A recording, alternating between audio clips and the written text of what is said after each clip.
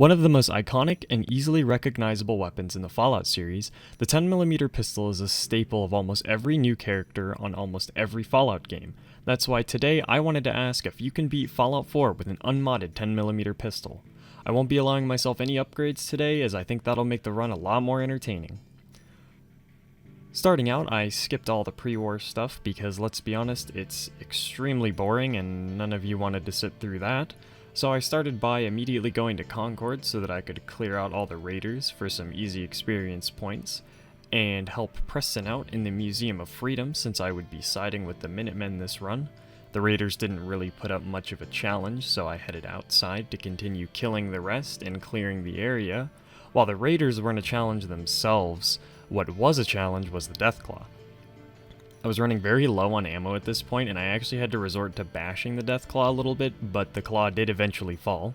So I was off on my adventure towards Diamond City, but before I go there, I would stop by Cambridge Police Station to help Dance out with his ghoul problem, since that would be some quick experience. And I discovered a few locations on the way that would be helpful, such as CIT Ruins, and eventually did make it to Diamond City so that I could barter with Arturo, as well as stop by Piper's office to complete her interview for some easy experience so that I could get a couple levels before I went and talked to Ellie to get the location of Nick Valentine so that I could go save him from Park Street Station. The Triggermen were a pushover, but it was actually really nice going through Park Street Station as almost all of them had 10mm ammo on them or carried a 10mm pistol. So I capped Dino, talked to Nick, and we started fighting our way out of the vault, which wasn't too bad. There weren't really any hassles to go through. I was just happy to have more ammo for the pistol. Skinny Malone tried to put up a fight, but he died as well as anyone that was around him. They couldn't handle the power of the 10mm. Back in Diamond City, I went up to talk to the mayor and swipe the key for Kellogg's house off of him since neither me nor Nick could get inside. After me and Nick discussed what we found inside, it was finally time to head off to Fort Hagen. I ignored Dogmeat on the way here because I've played the game enough to know where Fort Hagen is and started clearing out the synths inside. They weren't too much of a challenge, all of them went down pretty easily. I didn't really get any ammo in here, but that wasn't an issue as I had stocked up a bunch before I had left Diamond City due to some merchant resetting. Kellogg wasn't too bad, he was more so just annoying as he popped a stealth boy immediately as well as some stimpak. Once I had finally murdered Kellogg, I took the loot off of his body and it was time to head to Goodneighbor where I promptly said hello to Finn, as well as did some bartering with Cleo before heading to Dr. Amari so that I could get into Kellogg's memories, which were about as boring as normal, so I tried to occupy myself in here as best I could while I waited for the information I needed. Kellogg's memories revealed that I would need to go to the Glowing Sea to find an ex-Institute scientist by the name of Virgil, so that's what I did. It was completely uneventful on the way there, so I made it to Virgil's cave, talked to Virgil about killing a courser, and before I went off to do that, I started helping Preston a little bit with the Minuteman quests, because I would be siding with them this run and I needed to get some of their quests out of the way. I helped all the settlements that Preston asked me to in my own unique way and started clearing out any of the ones that I had previously ran across in my journey so that I could claim them for later, as I would need a total of 8 settlements to complete the Minuteman questline. Green Tech was more of the same. The gunners weren't too bad. They were mostly pushovers as none of them had anything more than just laser pistols or automatic 10mm pistols.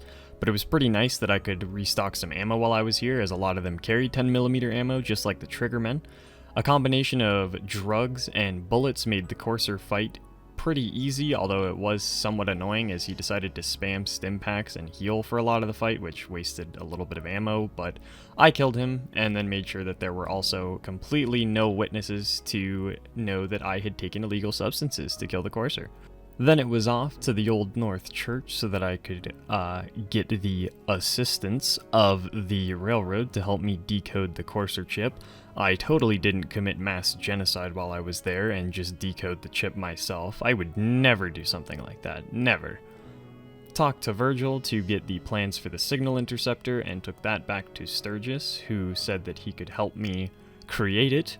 I had pretty much everything on hand to make it already, so I warped into the Institute and decided that the murder route would be a great idea here, so I immediately offed Father before leaving, as well as any of the synths that just so happened to get in my way.